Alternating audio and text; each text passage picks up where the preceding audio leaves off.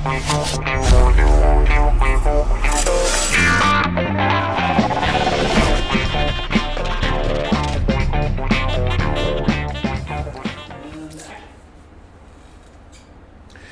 one of the things that I think I want to mention sets us apart a little bit is the idea that we are brewing with intention.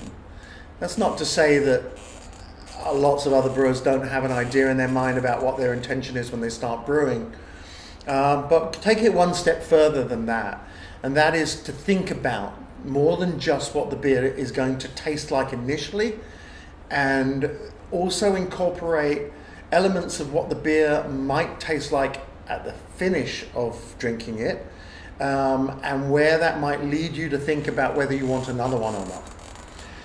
So recipe formulation for me is a lot more about building complexity where it's needed.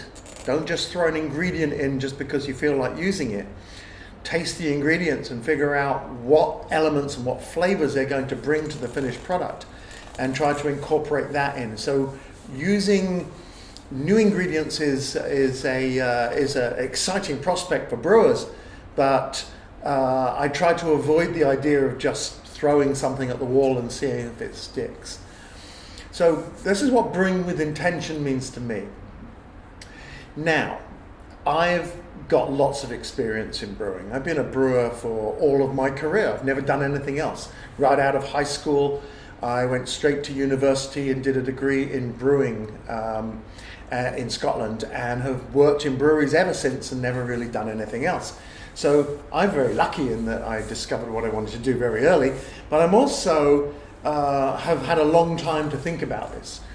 And I think that that what that's brought to bear in what we do is a level of sophistication beyond the haphazard, the taking of a chance. I liken what we do, I think, to a musical analogy. Think about jazz. I think about if I were to pick up a saxophone and blow in one end of it and move my fingers up and down the outside, then to the untrained ear, obviously not to anybody that knows anything about music, but to the untrained ear, kind of resembles jazz music a little bit. John Coltrane practiced hours and hours and hours a day, learning the scales, learning the basics, getting the skill set down, so that he knew that when he changed the order of the notes in a way that was inspired by him, his inspiration took hold, and he created a new type of music, or a new set of notes, or a new order for playing those same notes in, that to the trained ear and even to the untrained ear might sound inspired and beautiful.